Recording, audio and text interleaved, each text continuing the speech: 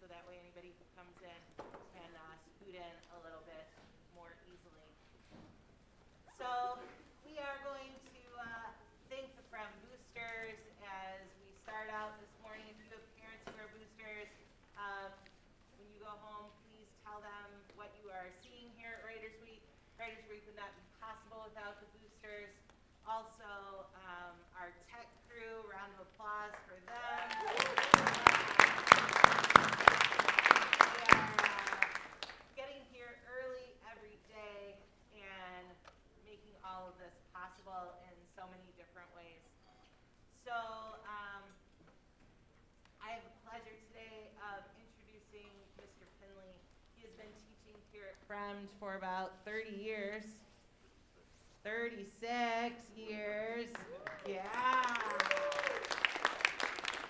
definitely deserves a round of applause. Hopefully, one day you will find something in your life that you love enough that you are going to do it for 36 years. And 36 years in the same place is, kind of miraculous today, right? My apologies, 23 here. 23 here. 36 overall. 36 overall. Amazing. And so not only is he an art teacher, he is also a volleyball coach and had a very successful season this year.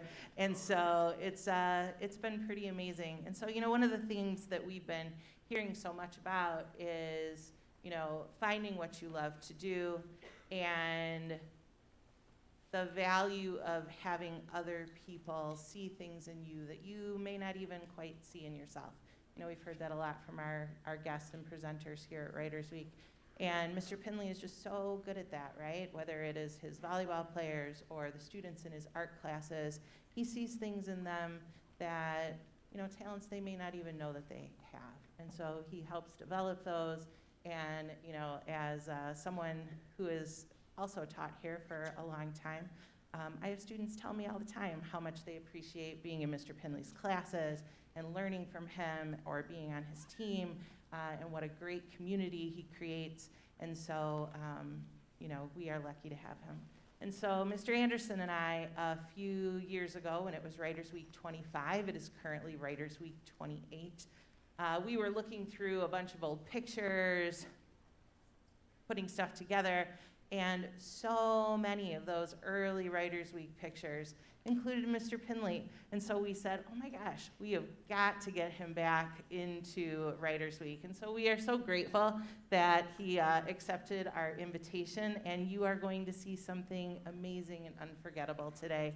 So settle in and enjoy. Help me welcome Mr. Pinley. Okay, we'll work on that. I'm not here to particularly read. It's going to be kind of more of a performance piece. I don't know how else to kind of describe it. So I'm going to talk a bit about my life, talk about a bit about where I'm currently at, but I kind of want to have a theme of two things. I want to have a theme of talking about time, and I also want to kind of talk about a theme of backpacks, which I know initially doesn't mean a whole lot to you, but as I kind of talk, this will be a good metaphor. So time and backpacks, as you can kind of think about those things, and I'm going to ask that 3 things that you put in your backpack. So one of the things I want you to be thinking about, and by the end you'll have a little bit better idea of what I mean. 3 things you put in your backpack. So something to be thinking about as I start. One last thing, I was already asked, is this going to be boring? I am hoping it's not going to be boring. But if it is, you get your money back, okay? So if it is boring, you get your money back. All right.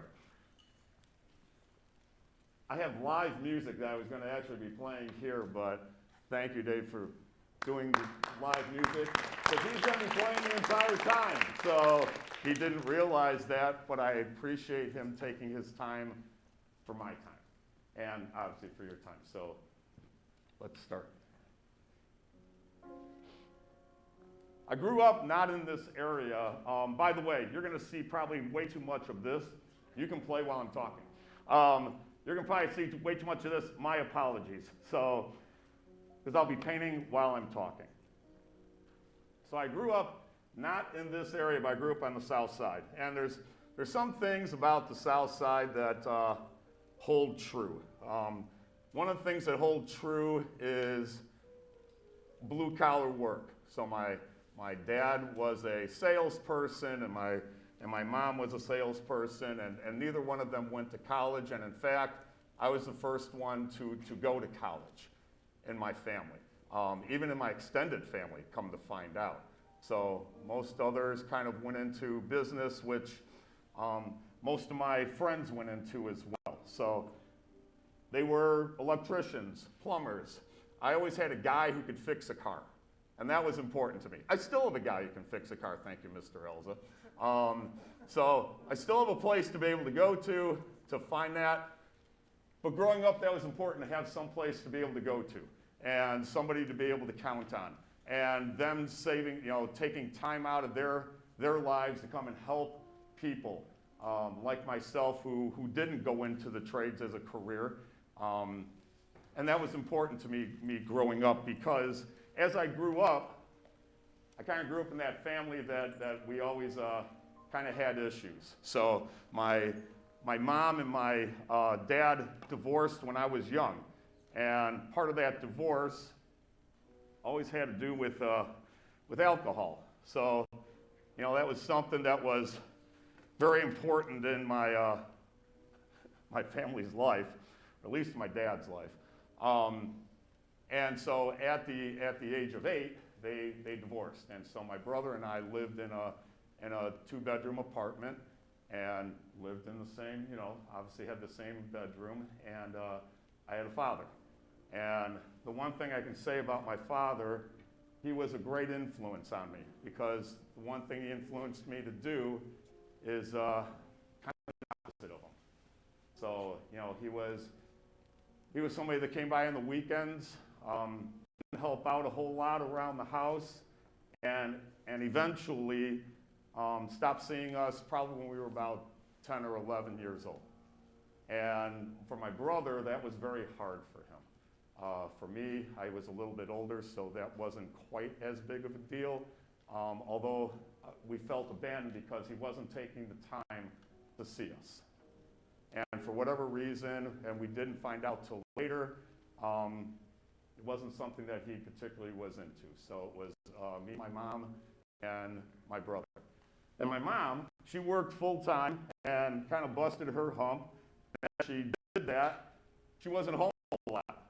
So I also was the person who kind of took care of the family in terms of my brother. So I was the person that latchkey, and a kid who wore their key around their neck and was always ready at any point to go to the house and open it and have it for their, for themselves, because there was no parent at home.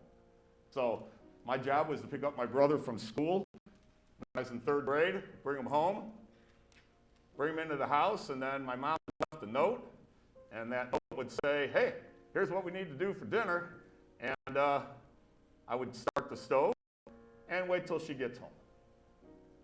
And that was stuff that, growing up, I began to kind of place those things into packages, because when I went to school, so many of my schoolmates in 3rd and 4th grade had, the family with mom and dad was around all the time, and outside you played sports a lot, did things, and mom and dad were always there, and my friends would always ask where my dad was. And eventually I had to kind of say, well, I don't have a dad.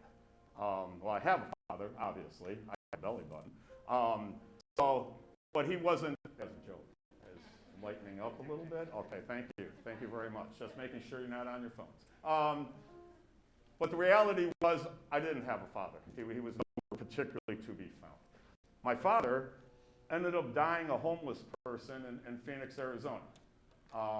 And one of the things that I remember is when I was in my 20s, he was dying, and he had been in a wheelchair. And that wheelchair was that person who, when you see someone sitting on the corner and having a sign that says, I need money, It was my father. He had lost a leg to alcohol, and he was homeless. And I saw him just before he died, within a week. And he barely recognized me, but the reality was that was something that now is also packed in to kind of packages that I had growing up. My mom eventually married, and I had a stepdad, and stepdad was great initially, and we had a house for the first time. And in our house, we had a backyard. And I don't know if all of you have a backyard, but for me and my brother to have a backyard playing was like phenomenal, phenomenal. And so we were really excited about having a backyard. And that was fantastic for us. Only problem? My mom kind of made the same mistake twice. And my stepfather was also an alcoholic. Seriously. And so we had a rough go for a while. And some of the biggest issues that we had were Christmas times and holidays, because there was always something negative happening around the holidays. I had a stepbrother and stepsister would come over, and they would try to make our holiday miserable at our house because they couldn't stand me and my brother because, well, we were in school doing pretty well. But the reason we were doing pretty well, for myself at least, was because I didn't want to rock the boat. The boat was rocking already a ton in the house. And for me, if I was going to be that bad student or that bad person in the house that was going to cause problems, that was going to be terrible for my brother. So I had to protect my brother. And in protecting my brother, I became that student.